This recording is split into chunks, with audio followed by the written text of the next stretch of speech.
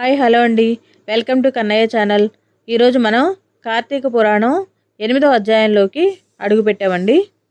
వశిష్ఠ మహర్షి హరినామ స్మరణ ఫలితము గురించి జనక మహారాజుకు వివరించెను. జనక మహారాజు వశిష్ఠునితో ఈ విధంగా చెప్పుచున్నారు. మహానుభావ, తమరు చెప్పిన ధర్మములన్నింటినీ శ్రద్ధగా వింటిని. అందు ధర్మము బహు సూక్ష్మమనియు పుణ్యము సులభముగా కలుగుననియు అది నదీ స్నానము, దీపదానము, ఫలదానము, అన్నదానము, వస్త్రదానము వలన కలుగుననియు చెప్పితిరి. ఇట్టి స్వల్ప ధర్మముల చేతనే మోక్షము లభించుచుండగా వేదోక్తముగా యజ్ఞ యాగాదులు చేసిన కాని పాపములు పోవని మీ వంటి మునిశ్రేష్ఠులే చెప్పుచుందురు కదా. మరి తమరు ఇది సూక్ష్మములో మోక్షముగా కనబరిచినందుకు నాకు అమితాశ్చర్యము కలుగుచున్నది. దుర్మార్గులు కొందరు సదాచారములను పాటించక వర్ణశంకరులు రౌరవాది నరకహేతువులగు మహాపాపములు చేయువారు ఇంత తేలికగా మోక్షము పొందుట వజ్రపు కొండను గోటితో పెకలించుట వంటిది. కావున దీని మర్మమును విడమర్చి విపులీకరించ ప్రార్థించుచున్నాను అని కోరెను. అంతటా వశిష్ఠుల వారు చిరునవ్వు నవ్వి, జనక మహారాజా, నీవు వేసిన ప్రశ్న సహేతుకమైనదే. నేను వేదాంగములను కూడా పఠించితిని. వానిలో కూడా సూక్ష్మ మార్గాలున్నవి. అవి ఏమనగా సాత్విక, రాజస, తామసములు అని ధర్మము 3 రకములు. సాత్వికమనగా దేశకాల పాత్రలు 3ను సమకూడిన సమయమున సత్వమను గుణము జనించి ఫలమంతయును పరమేశ్వరార్పితము కావించి మనోవాక్కాయ కర్మలచే ఒనర్చిన ధర్మము. ఆ ధర్మమందు ఎంతయో ఆధిక్యత కలదు. సాత్విక ధర్మము సమస్త పాపములను నాశనమొనర్చి పవిత్రులను చేసి దేవలోక, భూలోక సుఖములు చేకూర్చును. ఉదాహరణముగా తామ్రపర్ణి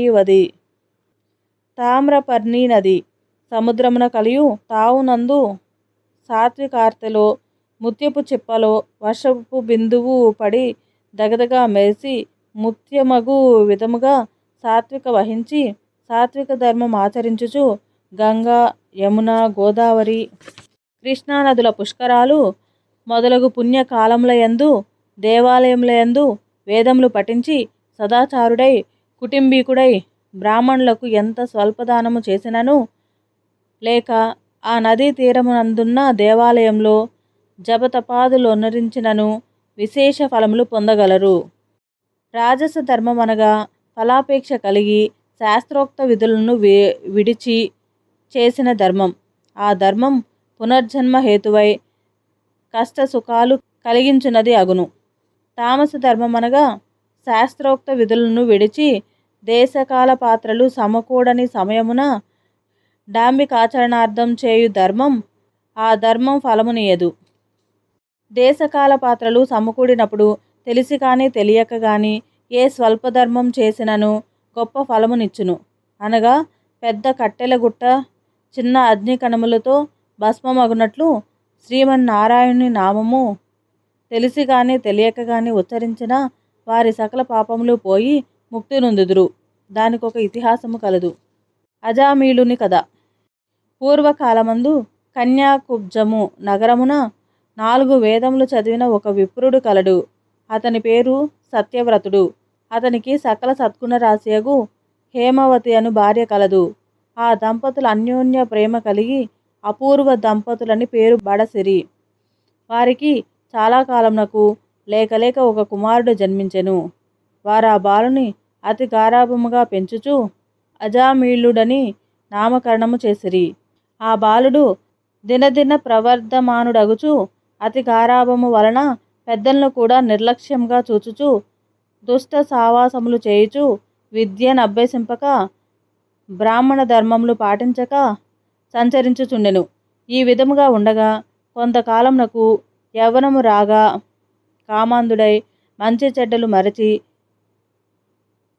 యజ్ఞోపవీతము త్రెంచి మద్యం సేవించుచు ఒక ఎరుకల జాతి స్త్రీని వలచి నిరంతరము ఆమెతోనే కామక్రీడలలో తేలియాడుచు ఇంటికి రాకుండా తల్లిదండ్రులను మరచి ఆమె ఇంటనే భుజించుచుండెను. అతి గారాభము ఎట్లు పరిణమించినదో వింటివా రాజా? తమ బిడ్డలపై ఎంత అనురాగమున్నను పైకి తెలియపరచక చిన్ననాటి నుంచి అదుపు ఆజ్ఞలలో ఉంచకపోయిన ఎడల ఈ విధంగానే జరుగును. కావున అజామిళుడు కులభ్రష్టుడు కాగా వాని బంధువులు అతన్ని విడిచిపెట్టిరి. అందుకు అజామిళుడు రెచ్చిపోయి వేట వలన పక్షులను జంతువులను చంపుతూ కిరాత వృత్తిలో జీవించుచుండెను. ఒక రోజున ఆ ఇద్దరు ప్రేమికులు అడవిలో వేటాడుతూ ఫలములు కోయుచుండగా ఆ స్త్రీ తేనె పట్టుకై చెట్టెక్కి తేనె పట్టు తీయబోగా కొమ్మ విరిగి క్రిందపడి చనిపోయాను. అజామిళుడు ఆ స్త్రీపై పడి కొంతసేపు ఏడ్చి తరువాత అడవి అందే ఆమెను దహనము చేసి ఇంటికి వచ్చెను. ఆ ఎరుకల దానికి అంతకుముందే ఒక కుమార్తె ఉండెను. కొంతకాలమునకు ఆ బాలికకు యుక్త వయసు రాగా కామాంధకారముచే కన్ను మిన్ను కానక అజామిళుడు ఆ బాలికను కూడా చేపట్టి ఆమెతో కూడా కామక్రీడల్లో తేలియాడుచుండెను. వారికి ఇద్దరు కొడుకులు కూడా కలిగిరి. ఇద్దరూ పురిటిలోనే చచ్చిరి. మరలా ఆమె గర్భము ధరించి ఒక కుమారుని కనెను. వారిద్దరూ ఆ బాలునికి నారాయణ అని పేరు పెట్టి పిలుచుచు ఒక క్షణమైనను విడువక ఎక్కడికి వెళ్ళినా వెంట పెట్టుకుని వెళ్ళుచు నారాయణ నారాయణ అని ప్రేమతో సాకుచుండెను. కానీ నారాయణ అని స్మరించిన ఎడల తన పాపములు నశించి మోక్షము పొందవచ్చునని మాత్రం అతనికి తెలియకుండెను. ఇట్లు కొంతకాలము జరిగిన తర్వాత అజామిళునకు శరీర పటుత్వం తగ్గి రోగగ్రస్తుడై మంచము పట్టి చావునకు సిద్ధపడి ఉండెను. ఒకనాడు భయంకర ఆకారములతో పాసాది ఆయుధములతో యమభటులు ప్రత్యక్షమైరి. వారిని చూచి అజామిళుడు భయము చెంది కుమారుని పైనున్న వాత్సల్యము వలన ప్రాణములు విడువలేక నారాయణ నారాయణ అని అనుచూనే ప్రాణములు విడిచెను. అజామిళుని నోట నారాయణ అను శబ్దము వినబడగానే యమభటులు గడగడ వణకసాగిరి. అదే వేళకు దివ్యమంగళాకారులు శంఖ చక్ర గదాధారులు అగు శ్రీమన్నారాయణుని దూతలు విమానములో అచ్చటికి వచ్చి, ఓ యమభటులారా, వీడు మావాడు, మేము వీనిని వైకుంఠంకు తీసుకుని పోవుటకు వచ్చితిమి అని చెప్పి అజామిళుని విమానం ఎక్కించి తీసుకుని పోవుచుండగా యమదూతలు, అయ్యా మీరెవరు?